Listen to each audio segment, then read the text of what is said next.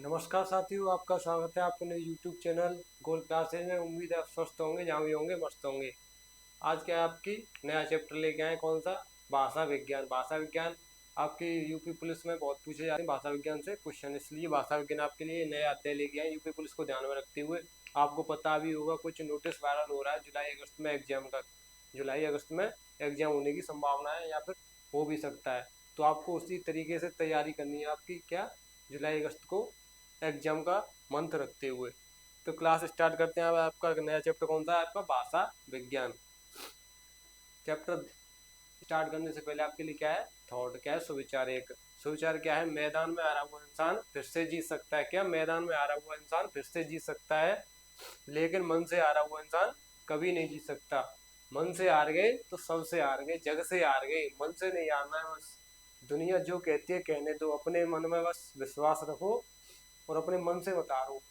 दुनिया तो तुम्हें हराना चाहेगी, लेकिन आपको दृढ़ रहना है, अपने निश्चय पर दृढ़ रहना है, अपने मन से नहीं हारना है। समझ में आया आपका सुविचार?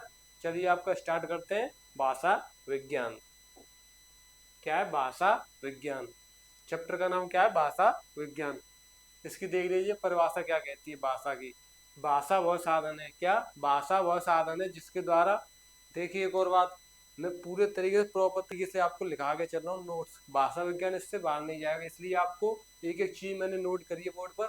आपको कॉपी पेन लेकर करनी है, आपको अपनी नोटबुक बनानी है तो इससे बना सकते हैं। पूरी एक एक चीज लिखी हुई है, ठीक है। कॉपी पेन साथ लेकर बैठे और साथ के साथ नोट करते हैं अपनी फेयर में। तो क्या है आपका भाषा विज्ञान? भाषा क्या है? भाषा वह साधन है जिसके द्वारा मनुष्य अपने विचारों को दूसरों तक भली भांति पहुंचा सकता है। क्या? दूसरों तक भली भांति पहुंचा सकता है, तथा दूसरों के विचारों को स्वयं भी, दूसरों के विचारों को स्वयं भी स्पष्ट स्पष्टतः समझ सकता है। कैसे? अपने विचारों को पहुंचाने के लिए, दूसरे के विचारों को समझने के लिए क्या है? भाषा। समझ में आ रही? भाषा दूसरों के विचारों को समझने के लिए और अपने विचारों को समझाने के लिए क्या है? भाषा होती है आपकी। और देखिए ये क्या फॉन्ट, जेर फॉन्ट लिखा हुआ है आपका, क्या है? जेर फॉन्ट। भाषा की सबसे छोटी इकाई। क्या? भाषा की सबसे छोटी इकाई। चारों होती हैं आपको, जैसे ऑप्शन में चारों मिल जाए, स्वर्णिम, ध्वनि, वर्ण, अक्षर, तो आपको क्या करना है? स्वर्णिम। ठीक है। ध्वनि वर्ण अक्षर मिल जाए तो आपको क्या करना है? ध्वनि। और वर्ण अक्षर मिल जाए तो क्या करना है? वर्ण। तो ये क्या है आपके बढ़ते हुए क्रम में लिखे हुए हैं। सबसे छोटी क्या होती है? स्वर्णिम। उसके बाद क्या होती है? ध्वनि। फिर क्या होती है आपकी? वर्ण। ठीक है। सबसे पहले आपको क्या टिक करना है? स्वर्णिम। स्वर्णिम अगर ऑप्शन में नहीं है तो ध्वनि। अगर ध्वनि भी ऑप्शन में नहीं है तो क्या है? वर्ण। और वर्ण भी ऑप्शन में नहीं है तो क्या है आपका? अक्षर। क्या है आपका? अक्षर। ये कैसे? बढ़ते हुए क्रम में। भाषा की सबसे छोटी क्या है? क्या? स्वर्णिम। उसके बाद है आपकी ध्वनि, फिर है वर्ण, फिर है अक्षर। इससे एक प्रश्न आता ही आता है, आपके एग्जाम में पूछ लेता है भाषा की सबसे छोटी इकाई कौन सी है। तो सबसे पहले क्या पढ़ेंगे? स्वर्णिम। क्या पढ़ेंगे? स्वर्णिम के बारे में पढ़ेंगे। स्वर्णिम, स्वर्णिम क्या होता है? स्वर्णिम किसी भाषा या बोली में उच्चारित ध्वनि की सबसे छोटी इकाई है। क्या? किसी भाषा या बोली में उच्चारित उच्चारित ध्वनि की सबसे छोटी इकाई क्या है आपकी? स्वर्णिम। क्या है? स्वर्णिम। और यह देखिए, यह भाषा की अर्थभेद इकाई है। क्या? यह भाषा की अर्थभेद इकाई है। कैसी इकाई है? अर्थभेद। आपसे पूछ ले भाषा की अर्थभेद इकाई कौन सी है, तो आपको क्या बताना है? स्वर्णिम। क्या बताना है आपको? स्वर्णिम। भाषा की अर्थभेद इकाई कौन सी है? स्वर्णिम। ठीक है। और भाषा की सबसे छोटी इकाई पूछ ले तो स्वर्णिम, फिर ध्वनि, फिर वर्ण, फिर अक्षर। इसे नोट करिए, फिर आगे चलते हैं आपको भाषा विज्ञान में। पहले से पूरे तरीके से नोट करिए, एक एक चीज लिखिए आपके लिए, एक एक चीज। एक भी चीज ऐसी नहीं है जो छोड़ी हो आपके लिए। हम भी जानते हैं परीक्षा में कहाँ से क्वेश्चन आते हैं, कैसे आते हैं, तो आपका एक भी क्वेश्चन बाहर ना जाए, उस तरीके से ये पढ़ाया जा रहा है आपको भाषा विज्ञान। जल्दी से नोट करिए। चलिए आगे चलते हैं।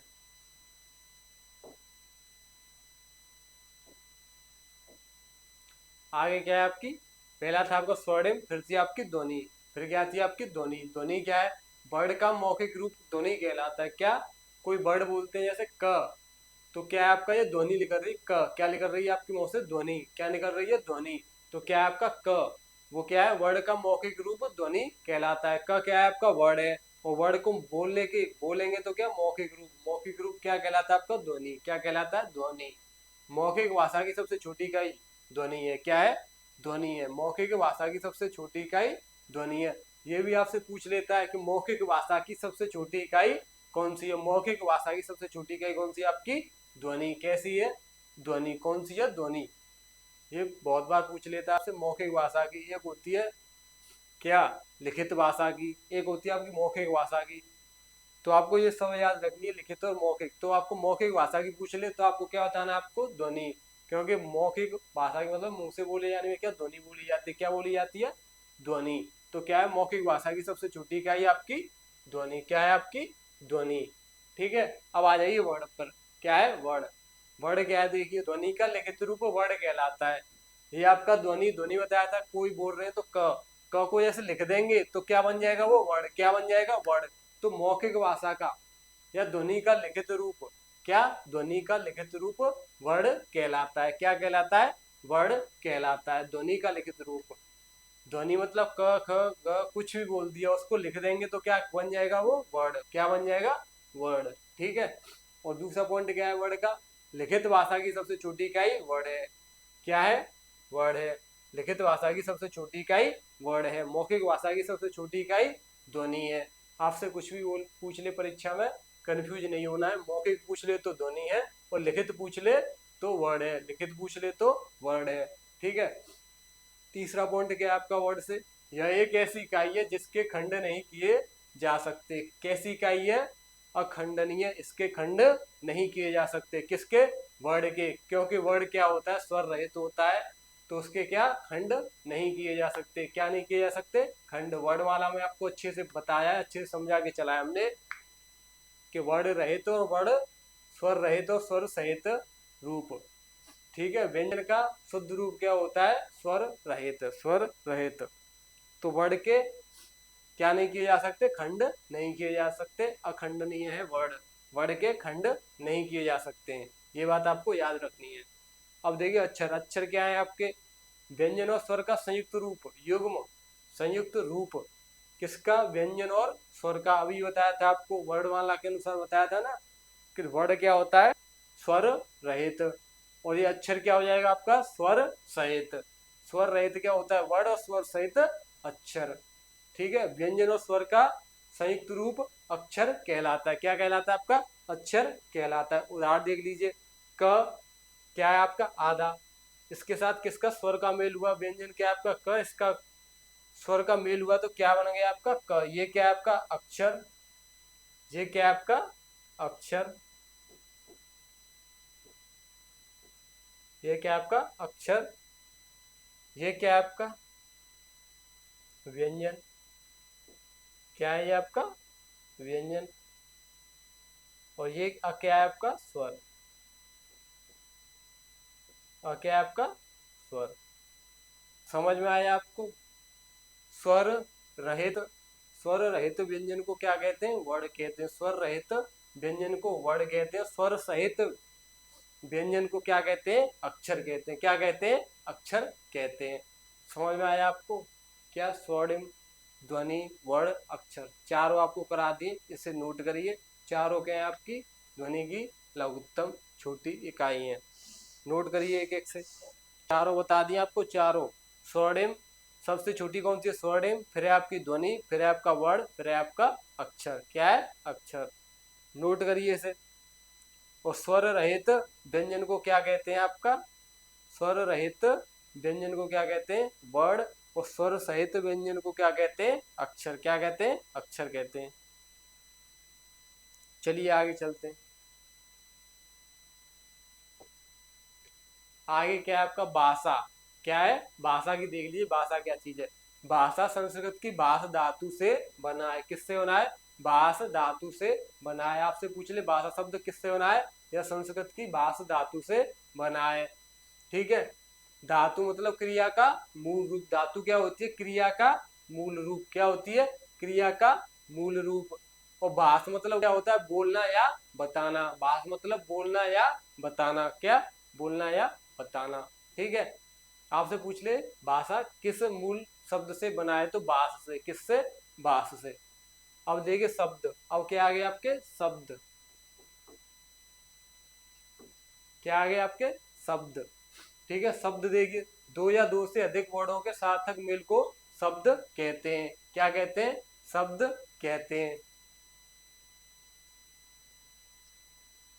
ठीक है, दो या दो से अधिक वर्णों के सार्थक मेल को शब्द कहते हैं। भाषा की सार्थक लघुत्तम इकाई क्या क्या पूछ ले आपसे? भाषा की सार्थक लघुत्तम इकाई। ये मैंने भी कई परीक्षाओं में देखा हुआ प्रश्न है, और आपने भी देखा होगा, कहीं ना कहीं परीक्षा दी होगी तो परीक्षा में मिला होगा आपको ये। भाषा की सार्थक लघुत्तम इकाई शब्द को माना जाता है। किसको?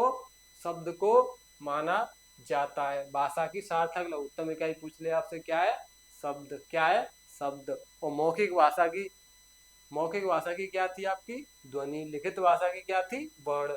और ये क्या है? भाषा की सार्थक लघुत्तम इकाई कौन सी है आपकी? शब्द को माना जाता है। किसको? शब्द को माना जाता है।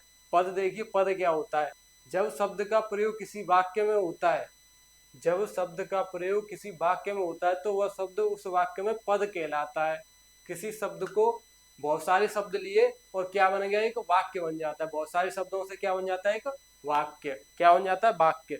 जब शब्द का प्रयोग किसी वाक्य में होता है तो वह शब्द उस वाक्य में पद कहलाता है। क्या कहलाता है? फिर वो पद कहलाता है। बहुत सारे शब्दों को जोड़ के क्या बन जाता है आपका? एक वाक्य। जैसे राम आम खाता है, सुरेश बाजार जाता है। ठीक है, क्या बन गया ये आपका? वाक्य। क्या बन गया आपका? वाक्य। समझ में आ गया पद क्या है? पद क्या है? वाक्य में शब्द प्रयोग होते हैं उनको क्या कहते हैं? पद कहते हैं। पद कहते हैं। इसे नोट करिए, फिर आगे चलते हैं। जल्दी से नोट करिए।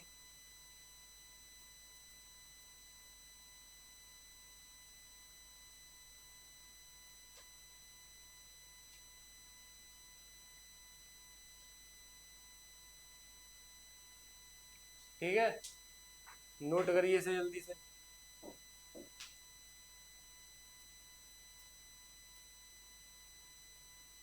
चलिए आगे चलते हैं। आगे क्या है? आपका पद का उदाहरण है। किसका? पद का उदाहरण। उदाहरण से और अच्छी समझ में आएगा। जैसे मैंने बताया था राम आम खाता है, जैसे हमने ले लिया मोहन बुरा लड़का है। क्या? मोहन बुरा लड़का है। कैसा लड़का है? मोहन बुरा लड़का है। अब इसमें वाक्य में मोहन क्या है? पुल्लिंग है। जी हाँ, मेल है या फीमेल है? मेल है। क्या है? मेल है। क्या है आपका? ये मोहन इस वाक्य में करता है। क्या है? कर्ता कारक है। वो कैसा है? एक वचन है। मोहन अकेला है। कैसा है? एक वचन। तो ये क्या है वाक्य में? पद। पद पद क्या है? पुल्लिंग, कर्ता कारक और एक वचन। बुरा क्या है? जल्दी से बताइए, बुरा क्या है आपका? विशेषण। क्या है आपका? विशेषण।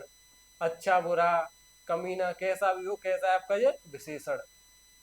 जो विशेषता बता रहा है किसकी? मोहन की विशेषता बता रहा है वो पद क्या है आपका? शब्द क्या है? विशेषण। क्या शब्द है? विशेषण।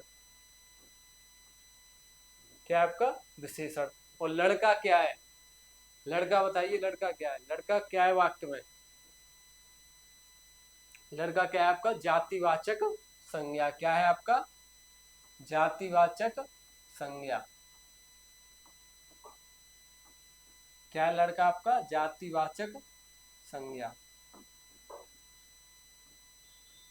लड़का क्या है? जातिवाचक संज्ञा।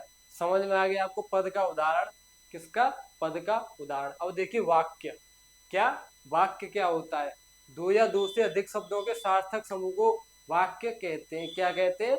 वाक्य कहते हैं। दो या दो से अधिक अधिक शब्दों के सार्थक समूह को। किसको? सार्थक को। ऐसे नहीं कुछ भी उल्टा सीधा लिख दिया तो वो क्या कहलाए? वाक्य। ऐसे नहीं, सार्थक को। क्या? सार्थक समूह को वाक्य कहते हैं। उदाहरण समझिए। उदाहरण क्या है? राम अयोध्या के राजा थे। क्या थे? राम अयोध्या के राजा थे। समझ में आ गया? ये क्या लिए आपके? शब्द। राम, अयोध्या, राजा शब्द लिए, इनके सार्थक समूह को बना दिया तो क्या बन गया आपका? एक वाक्य। क्या बन गया? एक वाक्य बन गया। क्या बन गया? वाक्य बन गया। अब देखिए ये क्या है? इंपॉर्टेंट क्वेश्चन है। क्या है आपका? Important question. भाषा की सबसे बड़ी इकाई। क्या? भाषा की सबसे छोटी इकाई पूछ ले तो आपको क्या स्वर्णिम था वो। और भाषा की सबसे बड़ी इकाई पूछ ले आपसे, भाषा की सबसे बड़ी इकाई। भाषा की सबसे बड़ी इकाई क्या होता है आपका? वाक्य। क्या होता है आपका? वाक्य। भाषा की सबसे बड़ी इकाई वाक्य। क्या होती है? वाक्य। उम्मीद है आपको समझ में आया होगा। इसे नोट करिए जल्दी से, फिर आगे चलते हैं। नोट करिए पहले से,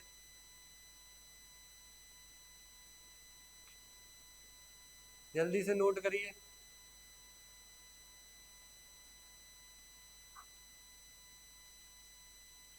नोट कर लिया होगा आपने। चलिए आगे चलते हैं, इससे आगे चलते हैं। आप वाक्य से आगे, वाक्य से आगे क्या है, भाषा की विशेषताएं। भाषा की क्या क्या विशेषताएं होती हैं, ये आपको जानना बहुत जरूरी है। भाषा विज्ञान अपना चैप्टर अध्याय पढ़ रहे हैं, तो भाषा की विशेषताएं भी आपको पता होनी चाहिए। क्या क्या विशेषताएं होती हैं किसकी, भाषा की। पहली विशेषता क्या है, भाषा परिवर्तनशील होती है। जी बिल्कुल, परिवर्तन होता रहता है भाषा में। गांव में किसी शब्द आया, कोई भी शब्द ले लिया, राम, ठीक है, राम नाम का एक लड़का आया गांव में, उसके क्या ले गए, रामू, क्या कहने लग गए, रामू। उसके फ्रेंड सर्कल में आया, रो रोयन, क्या आ रे रू कहने लगते हैं। जैसे रोहित शर्मा को देख लो, शॉर्ट में क्या क्या नाम रख गए। तो भाषा परिवर्तनशील है, इसमें परिवर्तन होता रहता है। क्या होता रहता है, परिवर्तन होता रहता है। ये पॉइंट क्या है आपका, बिल्कुल सही है। ठीक है, भाषा परिवर्तनशील होती है। कैसी होती है, परिवर्तनशील होती है। दूसरा पॉइंट क्या है आपका, भाषा की अपनी एक सीमा होती है। क्या होती है, अपनी एक सीमा होती है। सीमा को क्रॉस नहीं करेगी। क्या नहीं करेगी, सीमा को क्रॉस नहीं करेगी। भारत की एक अपनी एक सीमा होती है, इसे बांधा नहीं जा सकता। क्या नहीं किया जा सकता, इसे बांधा नहीं जा सकता। ठीक है, भाषा एक सामाजिक या अर्जित संपत्ति है। बिल्कुल सही बात है, सामाजिक या अर्जित संपत्ति है। सामाजिक संपत्ति है भाषा, किसी की प्राइवेट तो नहीं है, सार्वजनिक। क्या है, सामाजिक है। कैसी है, सामाजिक या अर्जित, अर्जित है, बिल्कुल अर्जित है। अर्जित कैसे, हम अपने पूर्वजों से अर्जित करते आ रहे हैं। क्या, पूर्वजों से, पूर्वज जो बोलते थे उसी में थोड़ा थोड़ा सुधार होके आपकी कैसी है, भाषा अर्जित संपत्ति है। कैसी है, अर्जित संपत्ति है। तीसरा पॉइंट क्या, भाषा पैतृक संपत्ति नहीं है। कैसी नहीं है, पैतृक संपत्ति नहीं है। ठीक है, भाषा पैतृक संपत्ति नहीं है। आपसे ये पूछ ले कि निम्नलिखित कौन सा भाषा की विशेषताओं में सही है या गलत है, तो उसमें आपके बहुत जरूरी शब्द है, जरूरी है आपको जानना। भाषा एक पैतृक संपत्ति नहीं है। कैसी पैतृक संपत्ति नहीं है। भाषा अनुकरण से सीखी जाती है। बिल्कुल सही बात है, अनुकरण से सीखी जाती है। जितना प्रयास या अनुकरण करते हैं उतना जल्दी सीखते हैं भाषा। भाषा अनुकरण से सीखी जाती है। बिल्कुल सही बात है। भाषा भाव संप्रेषण का माध्यम है। भाव संप्रेषण का माध्यम है। अपने भावों को दूसरों तक पहुंचाने के लिए क्या है आपका, भाषा। भाषा संप्रेषण का माध्यम है। भाव, आपके भावों को दूसरों तक पहुंचाने का क्या है, साधन है, माध्यम है। क्या है, भाषा। भाषा क्या आपका माध्यम है।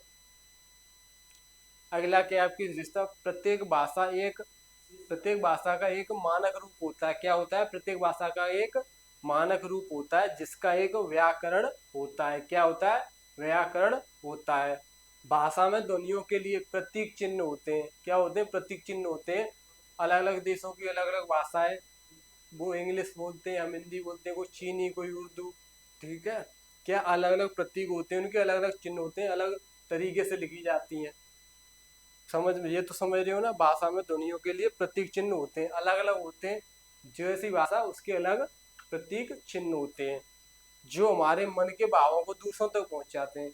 ये ऊपर भी देख लिया आपने, आपके मन के भावों को दूसरों तक पहुंचाते हैं। कोई कन्नड़ बोलता है, कोई तेलुगु बोलता है, कोई मलयालम बोलता है, ठीक है, कोई कोंकणी बोलता है।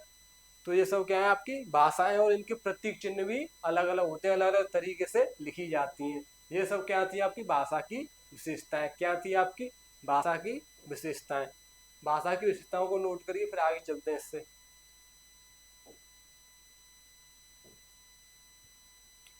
जल्दी से नोट करिए।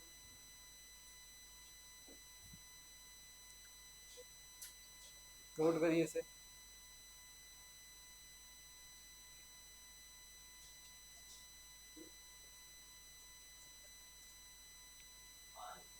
चलिए आगे चलते हैं।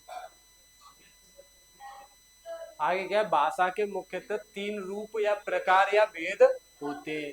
क्या, भाषा के मुख्यतः तीन रूप, प्रकार या भेद होते हैं। रूप कह दीजिए, रूप पूछ ले आपसे, या प्रकार पूछ ले, या भेद पूछ ले। क्या बताना है आपको? 3 होते हैं। पहला क्या है आपका? सांकेतिक भाषा। क्या? सांकेतिक भाषा, जो इशारों से बात होती है। ठीक है, क्या होती है? इशारों से बात होती है, उसे क्या कहते हैं? सांकेतिक भाषा। इशारे तो आप जानते होंगे, बहुत किए होंगे आपने। ठीक है, मजाक कर रहा हूँ।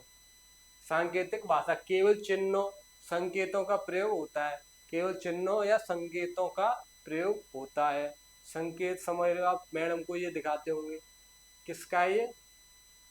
समझ रहे हैं, जो जान रहे हैं वो समझ रहे हैं। ठीक है, तो क्या? सांकेतिक भाषा इशारों में बात होती है, केवल इशारों में बात होती है। वो पहला भाषा का मुख्य 3 प्रकार में पहला क्या है आपका? सांकेतिक भाषा, केवल इशारों में बात होती है। दूसरा प्रकार क्या है? मौखिक या कथित भाषा। क्या है? मौखिक या कथित भाषा। मौखिक मतलब बोलने वाली। क्या? बोली वाली, मुख से बोली जाए और कानों से सुनी जाए। क्या? मुख से बोली जाए और कानों से सुनी जाए। और दूसरा पॉइंट क्या है इसका? वाद विवाद के लिए प्रयोग। क्या? वाद विवाद।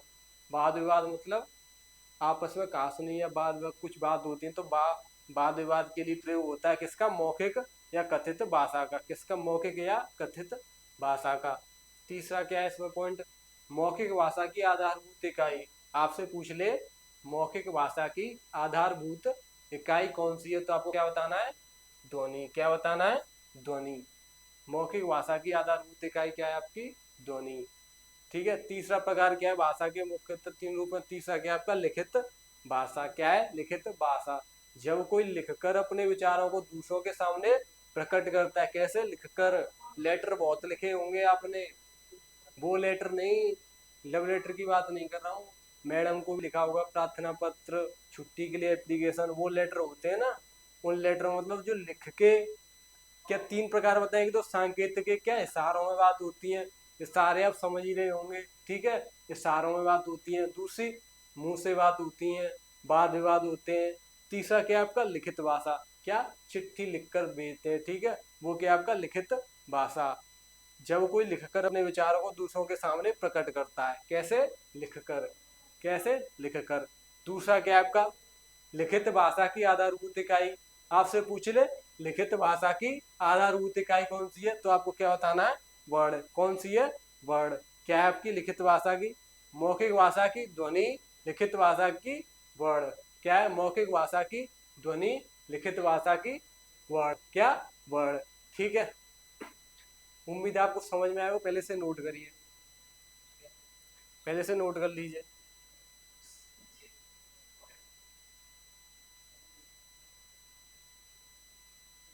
ठीक है, आज यहीं तक रखेंगे।